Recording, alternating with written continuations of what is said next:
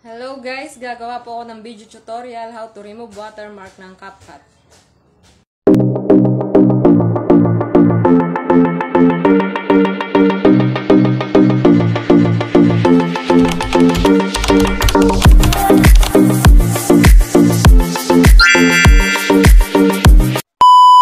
I-share ko lang po kung paano tanggalin ang watermark ng CapCut sa video.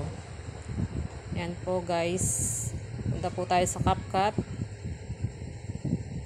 Sa may edit, play po natin yung video. Wait lang po natin guys.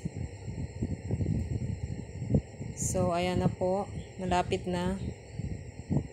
Yan, CapCut, and then click po natin yung edit. And then click po natin yung delete.